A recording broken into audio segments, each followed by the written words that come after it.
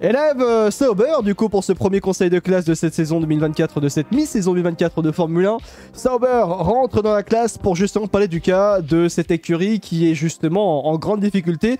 C'est tout simplement la pire écurie de cette saison 2024 de Formule 1, du moins de ce début de saison 2024 de Formule 1 Sauber, avec donc justement deux pilotes, Valtteri Bottas mais également Zhou Guanyu. On s'attendait clairement à mieux de la part de Sauber, surtout qu'il est bon de rappeler que Sauber et le futur Audi, c'est un projet constructeur en Formule 1 qui est en préparation. Et à l'heure actuelle, Baby Choum, cette écurie-là, c'est une catastrophe absolue en termes de performance. Même s'ils ont porté des upgrades il y a quelques Grands Prix avant ce Grand Prix de Belgique, c'est la pire écurie de la grille. C'est pas bon du tout. Et c'est même quelque peu inquiétant. Ouais, si on peut encore appeler ça des upgrades, hein, clairement. Bah, on s'attendait à mieux. Oui et non. En soi, parce que voilà, on avait eu le plan de la part de Audi et l'arrivée en 2026 de voilà, pendant 2 ans, il y aura un petit flou en fait au niveau de cette écurie. On savait pas trop non plus sur quel pied danser. Ouais. Avec Stake. Et bon, bah, on s'est vite rendu compte au final que ça allait être long, 2 ans. Pour les pilotes, là, cette saison, bah oui, c'est nulle part. C'est dernier de la classe. Mais en même temps, est-ce qu'on peut forcément leur en vouloir? On peut pas en vouloir aux pilotes de ne pas pouvoir performer. Bien sûr. Et après, il y a des directives aussi qui font que l'écurie doit rester comme ça, en attendant l'arrivée d'Audi. Ouais. Donc là-dessus, les performances, certes, sont anonymes, on les voit quasiment jamais en course. Et malheureusement, vu le contexte, c'est pas étonnant que ça, quoi. C'est pas si étonnant que ça. Alors j'ai un petit peu les messages dans le chat. Il y a Yed qui me dit Sauber, le seul week-end qui m'a un peu surpris, c'est le week-end du Grand Prix de Chine où un Zhou justement avait failli marquer des points en course sprint, il avait terminé 9ème, et les passages aussi en SQ3. C'est vrai également pour Zhou Guanyu. Après prouesse technologique, à leur crédit, ils arrivent à faire rouler une serpillière sur une piste à 300 km/h. Twizy qui nous dit également, vraiment cette écurie, j'ai l'impression qu'elle est vraiment invisible depuis des années. Parallèle par rapport à la saison dernière, on faisait souvent cette vanne justement en live. Est-ce que, alerte enlèvement, quelqu'un a vu rouler Valtteri Bottas ou Zhou Guanyu? Bah là c'est un peu pareil cette saison, c'est qu'à chaque fois, les seules fois où on nous dit où sont les Sauber réellement sur un Grand Prix, c'est quand on nous dit ah, abandon de Valtteri Bottas, il se met sur le bas-côté. C'est les seules fois où tu entends réellement Sauber, où tu vois vraiment une Sauber justement en piste, ou quand elle se fait prendre en tour par justement les leaders. Et ça c'est quelque peu inquiétant. Pour moi c'est inquiétant parce que, encore une fois, c'est un projet Audi qui arrive, et aussi, je rajouterais même un point par rapport à ce début de saison. On comprend mieux d'une certaine manière les performances de Sauber quand on sait qu'en interne, Baby Choum, il y a eu un branle-bas de combat. Il y a eu aussi il y a eu des changements dans la direction de l'écurie, des changements importants avec Oliver Hoffmann et Andrea Seidel qui, lui, gérait directement l'écurie de Formule 1. Les deux se sont fait virer pour l'arrivée donc de Mattia Binotto, puisque je rappelle donc dès le retour de la trêve estivale, Mattia Binotto arrivera à la tête de l'écurie Sauber. Donc il y a eu carrément des gros changements en interne du côté de chez Sauber qui pourraient expliquer ces mauvais débuts de saison. J'avoue que, alors oui, Sauber est dans une situation de transition, et on est d'accord et on comprend cette situation. Bien faire de la transition et être mauvais. En fait, c'est ça que je veux dire, Baby Choum. Tu peux faire une saison de transition, mais être mauvais à ce point-là, être la pire écurie de la grille, ne pas marquer de points, alors que toutes les autres écuries ont marqué des points dans cette saison 2024 de Formule 1. Williams en a réussi en s'étant arraché pour aller en mettre. As a réussi à marquer des points assez régulièrement grâce à Nico Hülkenberg. Mais là, Sauber, c'est trop loin. Et justement, pour un projet comme Audi qui arrive dans 18 mois, c'est réellement pour le coup extrêmement inquiétant, surtout quand tu as un line-up comme Valtteri Bottas et Zhou Guanyu, plutôt Valtteri Bottas qui est quand même pas qui est très loin d'être un pilote dégueulasse et qui sort quand même qui peut encore sortir des performances très intéressantes. Ah bah c'est sûr que là de toute façon ce sera compliqué de partir plus bas, parce qu'il faut se rendre compte aussi l'année prochaine ce sera pareil. En soi, oui. En termes de performance, il n'y aura pas de grande révolution en fait, notamment sur la monoplace. Donc c'est-à-dire que ces performances-là où on voit Sauber toujours loin en qualif, toujours à des années-lumière en course, ça ne changera pas. C'est sûr que ça aide pas pour un projet, pour lancer sa saison en 2026, de partir d'aussi loin. Maintenant, les personnes aussi qui sont recrutées au fur et à mesure commenceront à bosser dès l'année prochaine. Bien sûr, oui. Là-dessus, pour que 2026 se passe du mieux possible. Mais c'est vrai que ça part quand même de très très loin. Il n'y a pas de gain de performance sur la saison, justement. Là, le graphe là le montre bien. quoi. Ah oui, non mais là c'est terrifiant. Pour vous expliquer, en gros, ce grave, c'est que ça c'est acté au Grand Prix de Grande-Bretagne. Ça n'a pas réellement changé pour Sauber, il faut le dire honnêtement.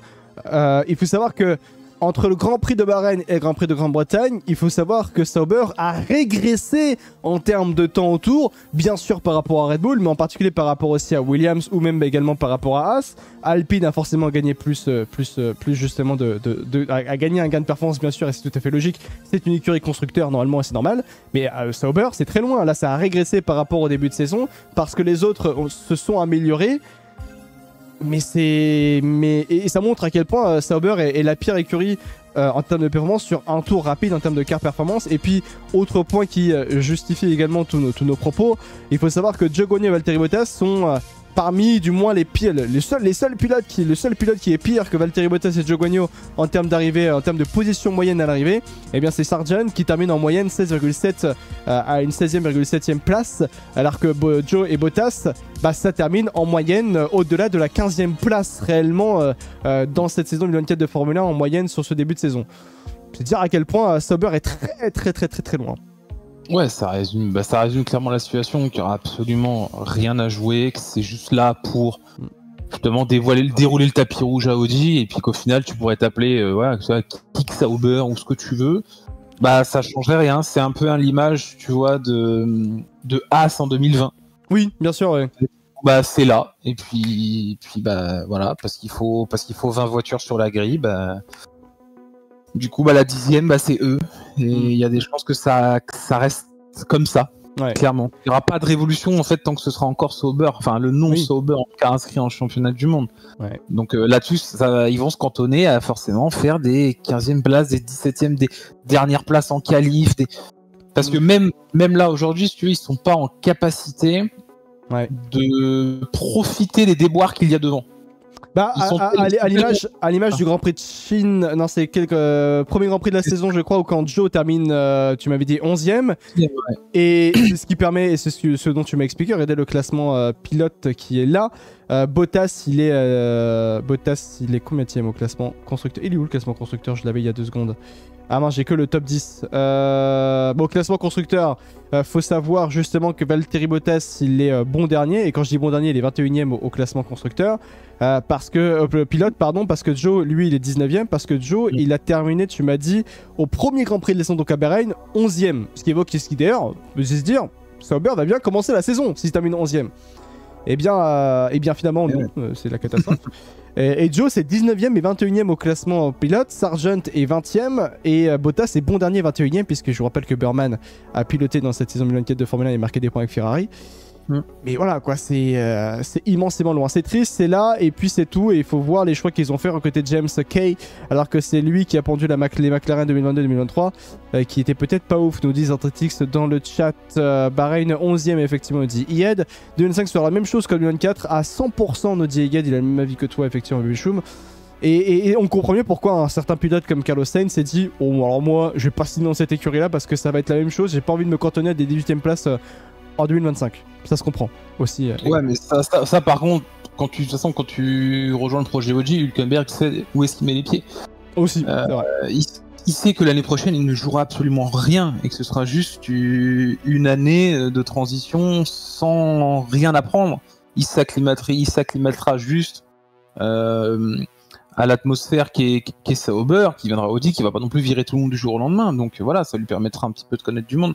Mais ce sera tout, en fait. Il va pas s'améliorer en étant en 2025 aussi bas comme ça, quoi. Petite comparaison directe avec les pilotes entre Valtteri Bottas et Zhou Guanyu, c'est que Valtteri Bottas, en qualification du moins, parce qu'en course, il faut voir réellement dans la situation que justement la Sauber ne peut pas performer en rythme de course et ne peut pas concurrencer qui que ce soit réellement en rythme de course à l'heure actuelle.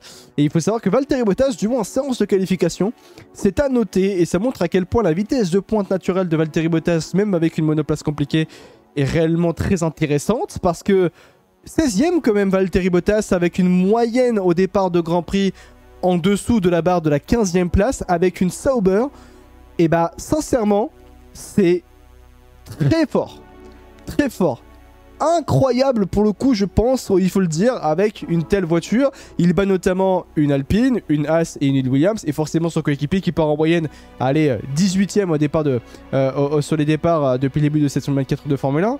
J'avoue que la performance de Valtteri Bottas depuis le début de la saison, notamment justement avec une Sauber, faut réellement mettre ça à son crédit, hein, à Valtteri Bottas. Hein. Sur les qualifs, c'est fort. Hein. Ah ouais, non mais attends. Ça, c'est sûr, sur les qualifs, c'est fort. Malheureusement, c'est qu'après, être sur un tour quand tu alignes tout. En fait, en gros, là, ce que ça montre, c'est que bah, voilà le potentiel maximal de la Sauber sur un tour. Aujourd'hui, en fait, ça vaut ça parce que ce soit Bottas ou Joe, ils pourront pas faire mieux que, tu vois, 15, 12. Enfin, c'est très compliqué pour eux. Donc, ça montre réellement, voilà, cette voiture, elle vaut ça aujourd'hui et pas plus. Et bah Bottas, lui, voilà, ce qu'il fait lui sur ses qualifs, bah, c'est que quand il se place le plus haut possible, bah en fait, il est limite un peu plus de 100% de la voiture. Et tu te dis que pour eux, c'est un tour incroyable, mais que quand tu regardes le classement, bah c'est pas dingue quoi. Ouais. À noter aussi l'incertitude des pilotes, hein, que ce soit Valtteri Bottas mais également Zhou Guanyu pour l'avenir de l'écurie, puisque à l'heure actuelle on sait que Nicole Künberg sera du côté de chez Sauber l'an prochain et donc pour le début également 2026 de l'ère Audi en Formule 1. Mais est-ce que tu penses que pour les pilotes comme Zhou Guanyu et Valtteri Bottas, cette situation d'incertitude par rapport à leur avenir peut réellement leur causer, on va dire ça ainsi, de la tension, de la mauvaise tension, on va dire ça ainsi, qui peut créer un manque de performance et un manque de visibilité aussi également par rapport à l'écurie en tant que telle. C'est pas de la tension, je pense que c'est plus de la pression. Oui. De n'avoir voilà, absolument aucune garantie. Ils sont clairement pas dans le cas de Carlos Sainz en fait. Oui. Parce que pour le coup, Sainz, il savait qu'il allait rester en Formule 1. Voilà. Pour le coup, non. Sachant que je rajoute que Valtteri Bottas a dit qu'il était sûr à 99% d'être en Formule 1 l'année prochaine. Bon courage maintenant. Hein. Bah le truc en fait, c'est que peut-être l'année prochaine, sans doute, peut-être. On sait pas encore qui sera le second baquet Audi, mais du coup en parallèle, on ne sait toujours pas qui sera l'année prochaine avec Hülkenberg. Oui, aussi. En soi, donc il reste toujours une place. Donc ça se trouve qu'au fait, Bottas va peut-être rester un an de plus. Dans cette écurie-là, on n'en sait rien, mais encore une fois, il y a aucune garantie. Et puis de toute façon, réussir à se faire voir quand tu es nulle part, bah c'est jamais facile en fait. C'est jamais simple de dire mais le résultat, ça va être une 12e place, super, trop bien. Mais c'est pas assez, quoi. C'est une possibilité. Sachant, je vous rappelle que les dernières informations au moment où on se parle, 4 août 2024, et il faut savoir que justement, les informations évoqueraient la possibilité de la venue de Gabriel Bortoleto, pilote de la McLaren Academy et champion FIA F3 pilote actuellement deuxième de F2 si je ne me trompe pas, Bortoleto. Bortoleto deuxième serait pressenti pour potentiellement rejoindre le projet Audi, tout comme potentiellement aussi Valtteri Bottas pourrait rester également du côté de Sauber pour être pilote Audi en 2026, et puis pareil pour Ricciardo est pressenti pour rejoindre aussi également Audi, il est sur la shortlist, et Robert Schwartzman aussi également. Quand votre écurie est potentiellement en train de recruter Robert Schwartzman, ça veut dire que réellement votre écurie elle est pas ouf en termes d'attractivité. Pourquoi je dis ça? Robert Schwartzman, très bon pilote en endurance, par contre en formule de promotion et en monoplace, c'est pas ouf. Donc voilà, à prendre en compte par rapport à tout ça. On verra le choix qu'ils feront. On verra le choix qu'ils feront. La note de l'écurie Sauber, la note de Valtteri Bottas et la note de Zhou Guanyu. Donc pour cette première partie de saison 2024 de Formule 1. En termes de head-to-head, rapidement les amis, pour vous donner un titre d'exemple, sachez que Valtteri Bottas en qualification a battu 13 fois Zhou Guanyu et une fois seulement Valtteri Bottas. Et sinon dans la globalité, il faut savoir que Valtteri Bottas a battu Zhou Guanyu en piste, en course, 9 fois et seulement à 5 fois Zhou Guanyu a battu Valtteri Bottas. Donc voilà pour vous mettre réellement un ordre d'idée. Vos notes de l'écurie Sauber et vos notes également donc pour Bottas et Joe sur 10. Les amis dans le chat, Baby Choum, quelle note toi tu mets justement? Allez, on va commencer par Valtteri Bottas. Sur 10. Baby Choum est parti. Où est-ce qu'il est, Baby? Excusez-moi, non, excusez-moi, je suis là. J'ai mis 4 pour Bottas. 4 sur 10. Ouais, alors, ça peut paraître beaucoup. On va se dire quoi? Il est dernier du championnat, du coup, il mérite moins que Joe. Oui. Non. en fait, sur l'ensemble de la demi-saison, Bottas est nettement supérieur à Joe, en fait. Oui, de très loin. Et quand tu vois les rythmes de course, en fait, c'est flagrant, quoi. Bottas est très loin. Donc, en fait, je peux pas... Il y aura pas de zéro, déjà, je sais pas. Il y aura pas de zéro. C'est pas possible de mettre zéro à quelqu'un ou une écurie quoi qu'est-ce, mais ça mérite pas non plus forcément la moyenne parce que y a rien de montré. Donc, forcément, c'est compliqué. Mais c'est pour ça que je mets 4 pour Bottas. Ouais.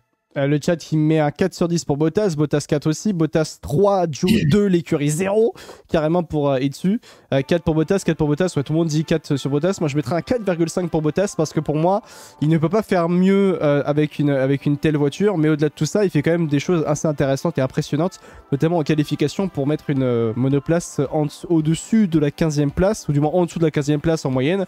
C'est extrêmement fort, notamment en séance de qualification. Pour Joe, je mettrais la note de 2. Parce que la comparaison directe est faite par rapport à Valtteri Bottas, et par rapport à Valtteri Bottas, il est trop loin. Donc pour moi, je mettrais un 2 à Zhou Guanyu. Quelle note tu mets à Zhou Guanyu? Ouais, 2, je suis d'accord. J'avais mis 2,5, tu vois, 2,5, ouais, c'est vraiment... Voilà, c'est ce qu'il mérite, ouais. 4, 5 sur 10 pour un Joe. Joe se fait pulvériser par Bottas. Faut sauter les stats en head-to-head en qualif et en course. Je les ai montrés, effectivement.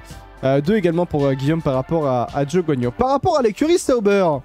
dans sa globalité, note sur 10 sur l'écurie Sauber, très honnêtement, j'aime pas la manière dont ça se passe du côté de chez Sauber par rapport à ce qui se passe en piste.